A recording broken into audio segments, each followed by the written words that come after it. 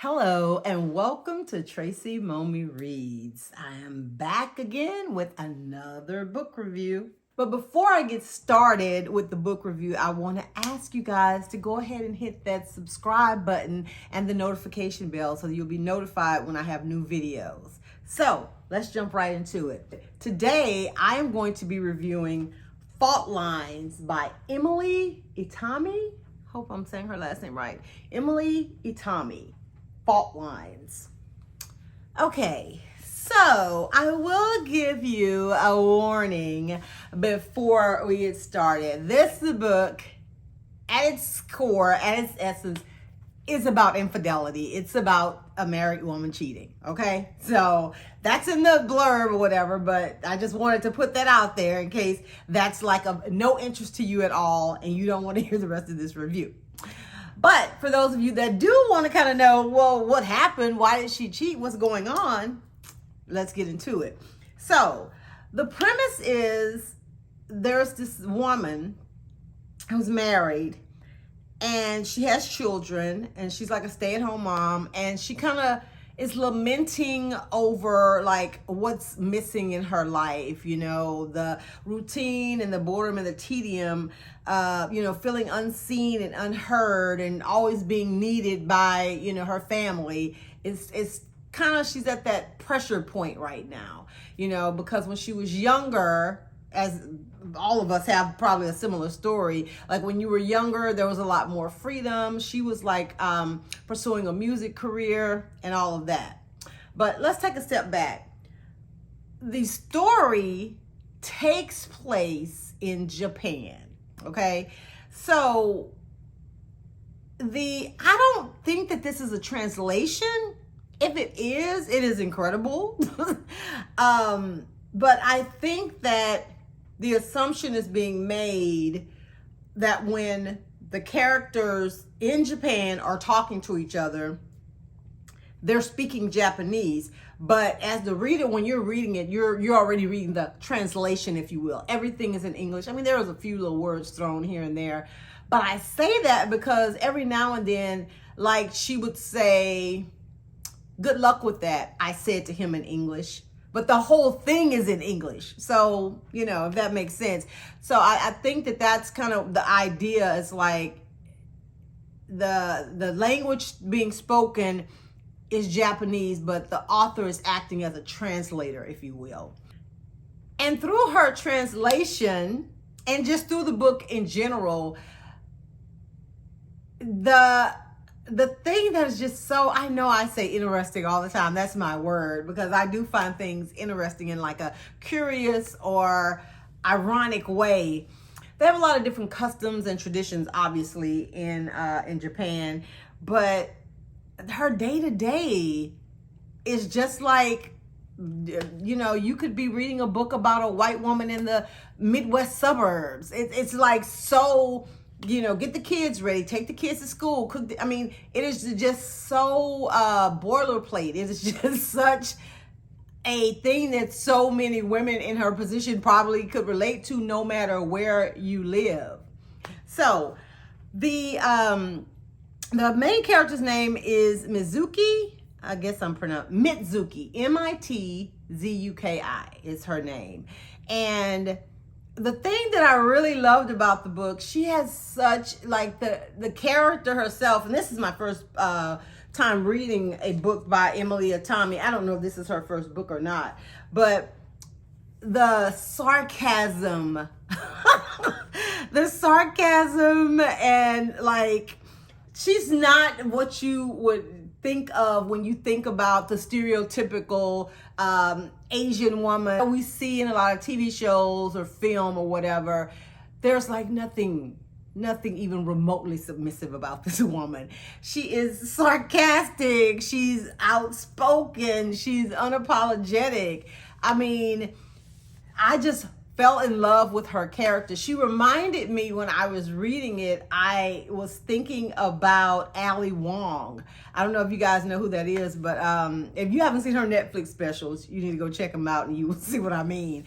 Even though I don't think Ali is Japanese, but I just was kind of picturing someone like that as I was reading, because I typically do that. I'll try to find somebody relatable that I can kind of put in that main character role, so that I could get a visual in my head.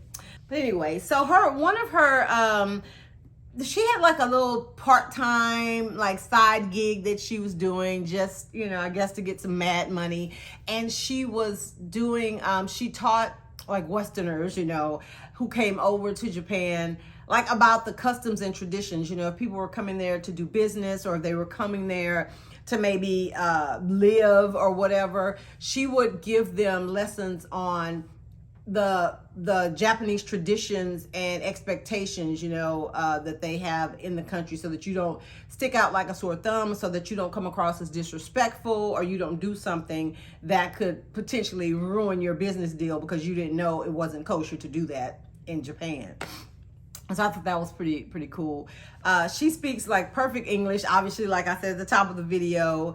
But also she obviously speaks Japanese, but she speaks a little French as well. So she's a very like well-rounded woman who has kind of ended up in what she is like feeling like a suburban hell, She had this thing that she said about motherhood, and it was harsh, but if you are a mother and you have small children now, or can remember what it was like to have small children, especially if they were close in age, as they get to that beginning of walking and talking and trying to gain their independence. I think in the book, her children, though, they were like 5 and 8 or 5 and 9, something like that.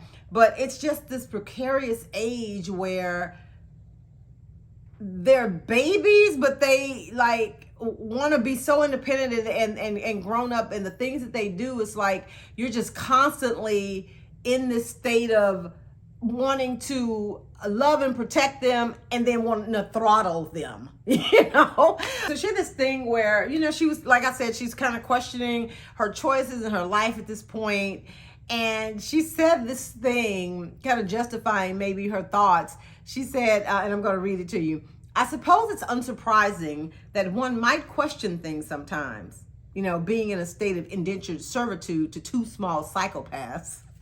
So these children didn't ask to come here. So for a lot of mothers, it's like this sacrifice you feel like you're having to make with your own life to get them up to the point where they can live their own lives, and some mothers will understand what I mean by that. But anyway, okay, so her husband, his name was Tatsuya.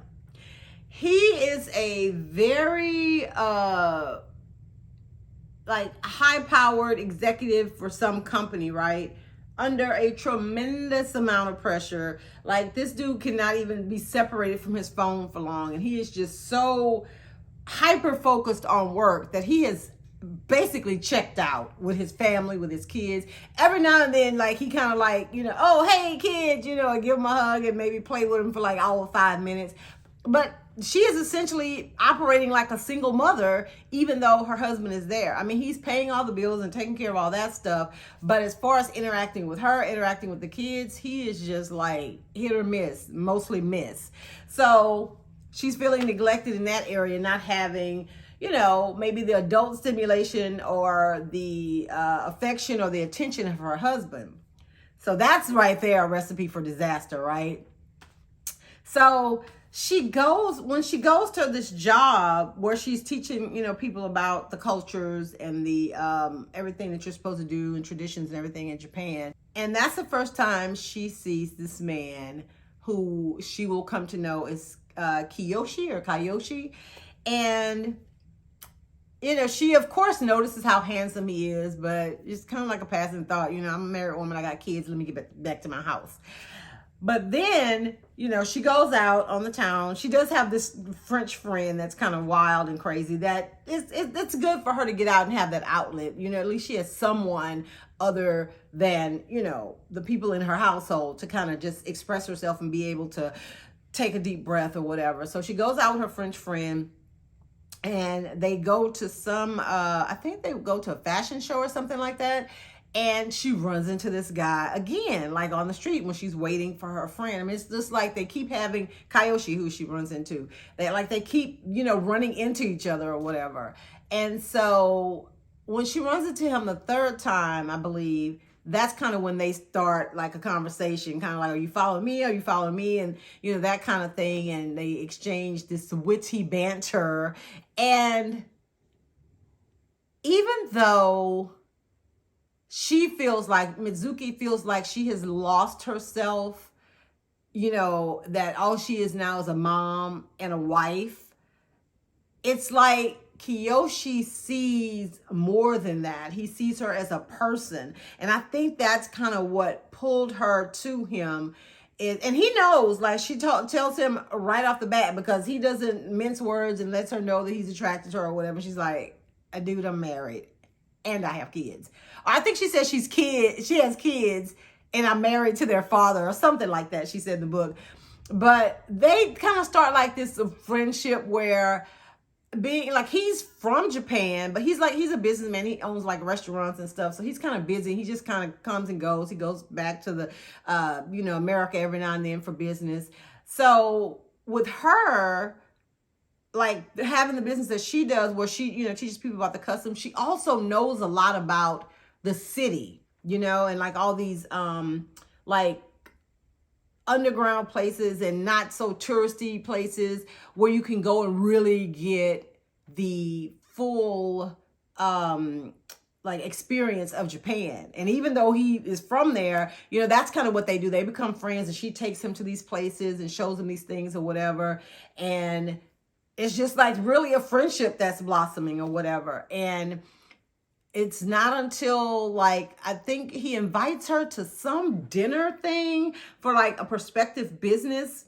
And there's this woman there kind of like, flirting with him or hitting on him or whatever. And Mizuki gets in her feelings about that. And it's like, okay, you got a whole husband, but she didn't like it, right? And that's when she kind of knew, okay, this is getting dangerous. And so she goes to leave, but he follows her. And that's when he kisses her the first time. And they kind of like just fall into this whole, torrid affair. But the thing that's just like so sad about the whole thing is that her husband didn't even notice. Like, it's one thing if you're doing something and you're feeling really guilty about it and you're having to lie and make up stories. She didn't have to do any of that with him because it was like, I think a couple of times she did say she was with some other one, that she was just going to meet some other woman or one of the school moms or something like that. But he was just like, okay, like your wife is leaving at night, like all dressed up, with her best dress on, and she's telling she's going to meet one of the other school moms. And you're like, okay, you're just fine with that. So let me just have a disclaimer. I do not condone cheating. I do not condone infidelity. I think that if your relationship has run its course or you're no longer, wanting to be with that person, then you need to untangle yourself first before you go and start up something with somebody else. But in this book, in this fictional world, I could see why, Misuki was going in that direction. I mean, you pay me no attention. I'm cheating and you don't even notice. Like, that was crazy. That was really crazy to me. So because of the way she's portraying the marriage between Mizuki and Tatsuya, there's just like no chemistry there. They have history. And every now and then, like, they'll say something and, it's like, oh yeah, I remember that time. And a lot of times I think people think because you have all this history, and this is not just in romantic relationships or marriages, friendships or whatever. Some people think because they put so much time in, they're holding on for that time. They don't want to let things go or whatever because they've been with that person so long, they've known that person so long, and all you really are sharing at this point though is a history, But the chemistry that the author wrote between her and Kiyoshi, oh my God, it was, they were friends. It was like he got her sarcastic banter, like, he listened to her and looked her in the eyes when she was talking, she was supportive with him, and it was just that kind of thing.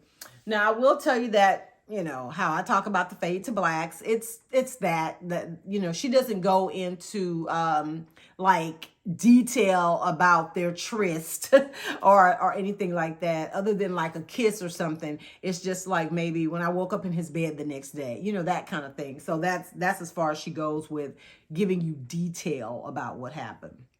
So yeah, I'm not going to tell you guys how it ended and whether or not Mizuki, you know, came to a realization that, oh, I should stay with my family. Oh, life is short. I need to go, you know, with Kiyoshi. You're going to have to read the book to find out. But there was a moment, you know, apparently, like, I guess earthquakes are really common in Japan.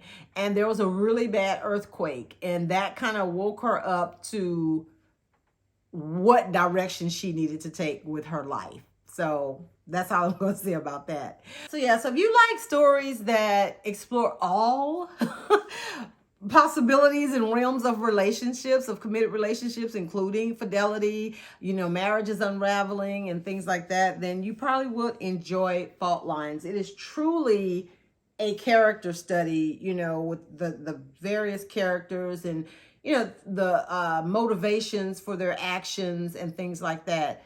Now, the author, she never like makes it seem like it's okay what Mizuki is doing. You know, she doesn't provide justification. She's just like basically telling this story. And it's up to the reader to maybe pass judgment. But she never passes judgment, nor does she like really condone what's going on. She's just giving you the 411. So yeah, Fault Lines by Emily Itami. And this was another book that I reserved or rented from the library through the Libby app, and it was delivered to my Kindle. So that's all I have for you guys today. If you have read Fault Lines, or if there are books in a similar vein that you want to let me know about, put it in the comments. Thank you so much to everyone who has subscribed to my channel. Y'all are the real MVPs. And those of you who haven't subscribed, I'm giving y'all the side eye. Go ahead. Hit that subscribe button right now. Thanks so much for watching, guys. Have a great weekend. Bye.